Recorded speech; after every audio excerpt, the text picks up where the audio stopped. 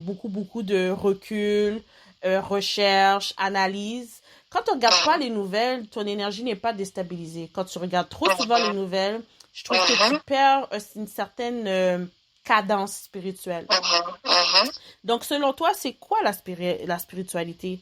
Ta définition. mhm, mhm. Mais c'est tout ce que tu viens de dire là. C'est vraiment déjà la spiritualité, comme c'est le fait, juste en vivant, on est spirituel. Ah, vous me La parler là. vie, c'est spiritualité. Il faut me parler. Drop the mic. Yes. You know? Mais pour de vrai, comme la vie, c'est spiritualité. La vie, on est des êtres spirituels. Comme, tu sais, là, il y a la phrase qui dit qu'on est des êtres spirituels en train d'avoir une expérience humaine. Donc, c'est juste la seule différence que je pourrais dire, c'est comment et à quel degré tu utilises l'être spirituel que tu es avant, avant toute chose. Il y a des gens qui l'utilisent pas en tout. Il y a des gens qui sont super concentrés puis super vraiment imbus du 3D là, comme eux c'est juste la vie physique autour d'eux et puis ils connaissent rien d'autre. Il y en a d'autres, mais ils sont spirituels dans leur tête. C'est la spiritualité, c'est la religiosité que ils vont à l'église le dimanche et que they worship God, they worship Jesus, ils chantent un peu, et puis après ça, ils prient, ils parlent en langue, et puis après ça, bon, ils rentrent chez eux, boum, ça c'est spirituel pour eux.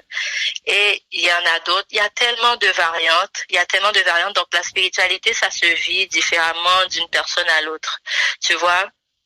Donc, c'est vraiment ça, et comme tu dis, bon, moi j'ai la ferme conviction que comme si une personne, mais en fait je sais que il y a plusieurs dimensions à la vie. Donc on te dit même quand tu pries qu'il en soit ainsi, qu'il en soit sur la terre comme au ciel. Tu vois? Donc ça te dit qu'il en soit sur la terre là où on est comme au ciel dans le monde spirituel. Déjà là, c'est pas tout le monde qui va comprendre ça, que date, c'est exactement ce que ça veut dire.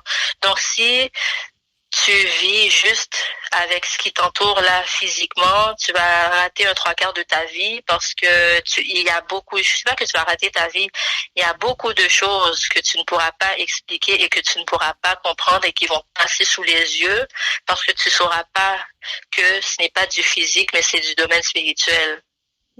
C'est du Hmm. domaine de l'esprit qu'il faut regarder avec ton œil spirituel, mais pas avec les yeux physiques. Tu vois, comme tu dis, il y a aussi l'énergie, une question d'énergie, ça c'est tellement important, puis c'est magnifique que tu dit que justement tu regardes pas comme quelqu'un qui regarde les nouvelles, plus tu écoutes les nouvelles, ta vibration va baisser, comme La si peur va la, naître. la peur va t'envahir Hmm. et c'est comme tes émotions sont manipulées. Les émotions, comme tu dis, les médias sont là pour ça. Les médias sont là pour manipuler la masse, pour te faire aller à gauche, pour te faire aller à droite. Tes Hmm. émotions, ils jouent avec tes émotions comme ils jouent avec un yo-yo. OK? Donc si toi-même tu réalises pas ça, c'est dommage, mais tu vas passer ta vie à aller avoir des ups and downs qui sont même pas reliés à ta vie personnelle, mais qui sont reliés à tout ce qui se passe à l'extérieur de toi-même, à l'extérieur de ta vie, parce que ils sont là pour te manipuler et ils savent aussi que mais ça aussi, là, c'est comme une autre discussion qu'on pourrait avoir dans un autre sujet parce que juste ce truc de spiritualité, là, c'est tellement big, il y a tellement de choses auxquelles on pourrait toucher, mais le truc de énergie négative, énergie positive, les médias qui manipulent les gens par rapport aux nouvelles, parce que les nouvelles, c'est pas des nouvelles, les nouvelles, c'est juste pour te dire ce qui se passe de mal dans le monde. Hmm. Tu sais, ça te dit tout ce qui se passe de mauvais dans le monde. Quand tu regardes ça, mon Dieu, c'est comme juste physiquement là, l'effet que ça te fait, tu deviens plus tendu. Tu sais, tu sens qu'il y a une pression et puis c'est ça que ça fait. parce que justement, c'est ce que ça transmet comme énergie.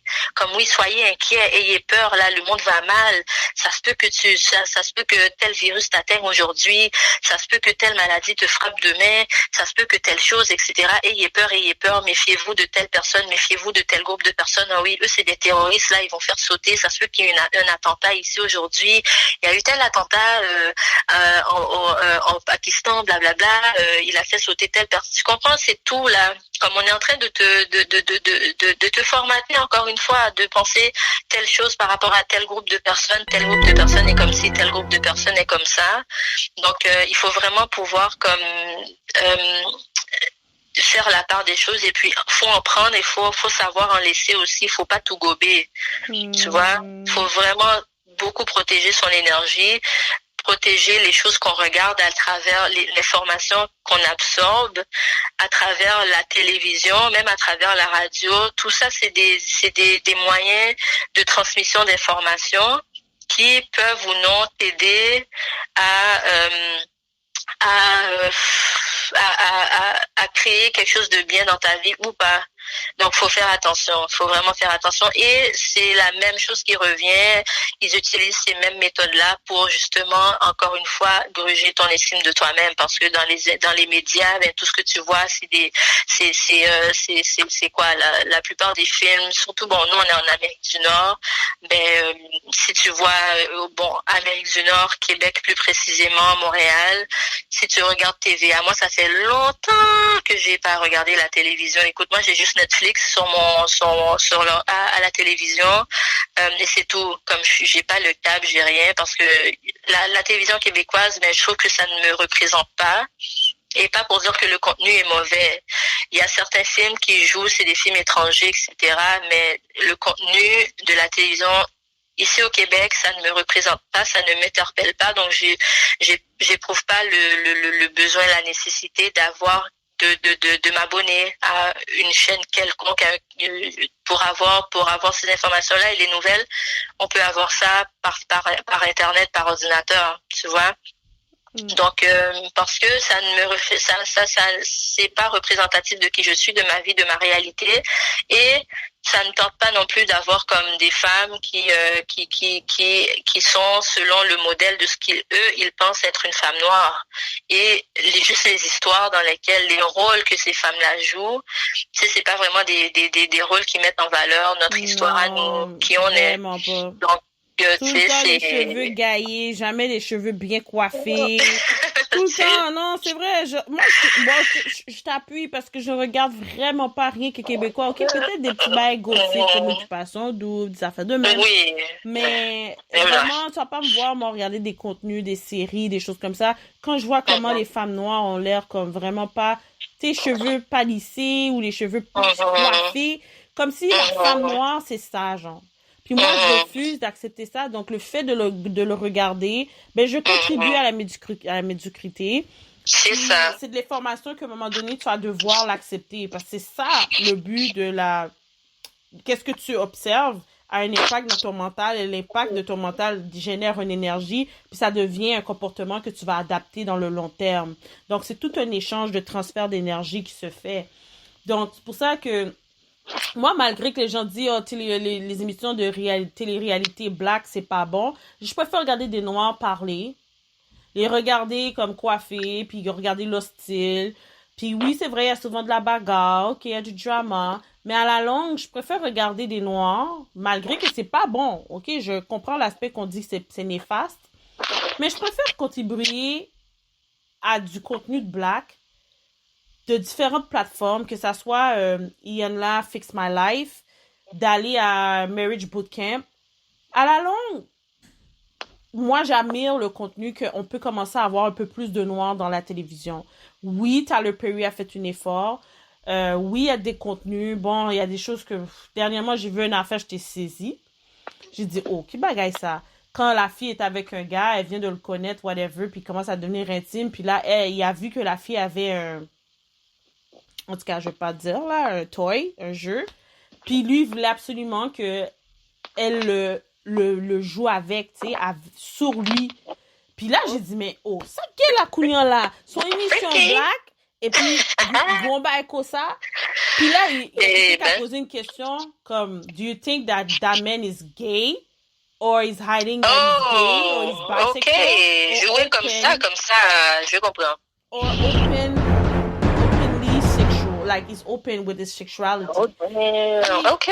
J'ai lu les commentaires des gens, tu sais, ça Mhm, peut-être pas trop rapport à qu'est-ce qu'on parle, mais quand même ça reste la sexualité. mhm. Puis les commentaires des gens, souvent les femmes disaient, ah ben non, il est gay lui là, comme il est gay là, il est gay.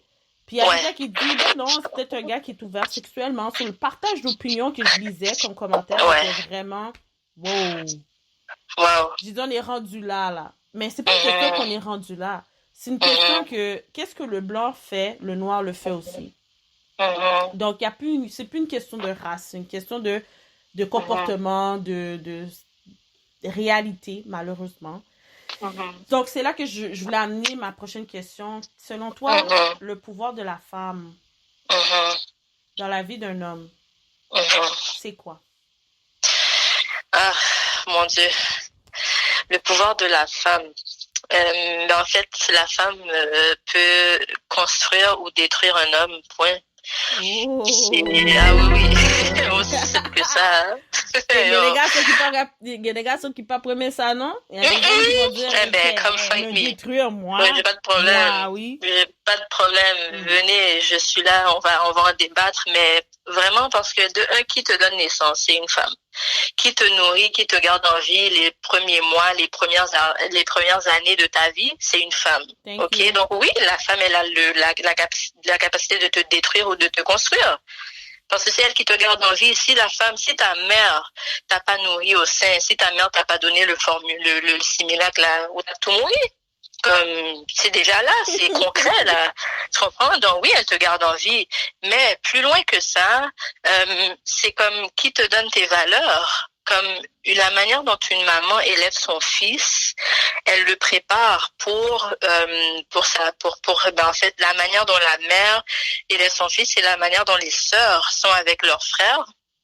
Cet homme-là, elle le prépare et pour les femmes à l'extérieur que cet homme-là va rencontrer plus tard. Ok, donc si moi je parle, bon, c'est ça. Donc pour répondre à la question comme le rôle de la femme dans la vie d'un homme, c'est primordial parce que si t'es pas, c'est ta mère la première femme de ta vie. C'est la manière dont ta mère est avec toi, la manière dont tu la vois être avec ton père. C'est ça c'est l'image que t'as de la femme. C'est de là que ça part, là. Comme, c'est elle ton premier modèle. Ton père est ton premier modèle, là, ta mère est ton premier modèle en tant féminin. Et puis c'est elle qui va te modeler, c'est elle qui va te transmettre tes valeurs. Et c'est pas toujours bon. Des fois, c'est des bonnes valeurs. Des fois, malheureusement, les mères sont elles-mêmes avaient un travail à faire en elles-mêmes qu'elles n'ont pas fait et elles ont transmis leur mal-être à leur fils par rapport à ce que elles ont peut-être vécu aux mains d'un homme.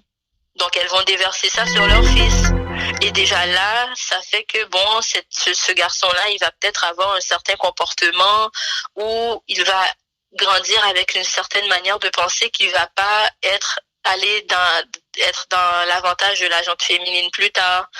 Ou si, par exemple, moi je prends le meilleur des exemples, c'est mon mari, et comme j'ai rencontré ma belle-mère et puis la manière dont il est, moi je sais que cet homme-là, il a été élevé par une reine. Parce que c'est comme tu vois là un homme qui a de la substance et qui sait comme il est pas parfait, personne n'est parfait, on est tous des êtres humains en développement et c'est en côtoyant les autres qu'on va s'ajuster par rapport à la manière d'être. Et ça, c'est encore plus vrai dans un mariage où c'est deux personnes complètement différentes avec deux caractères différents qui cohabitent et qui vont apprendre à se balancer les uns les autres, l'un l'autre et à composer avec la personnalité de l'autre. Mais le fond doit être là. Et moi, mon mari, son fond est bon parce qu'il a eu une bonne maman. Tu vois, comme il a vraiment eu une bonne maman qui lui a donné des bonnes valeurs et je le vois dans la personne qu'il est. Donc, une femme a un gros rôle à jouer dans la vie de l'homme, et si les hommes sont pas d'accord, ben écoute, ça c'est votre problème malheureusement, et c'est parce que c'est la vérité. C'est la vérité. Si t'as pas eu une mère qui a fait telle chose pour toi, ça va se sentir à ta manière d'être. Et c'est pas vrai que c'est toujours la mère en fait qui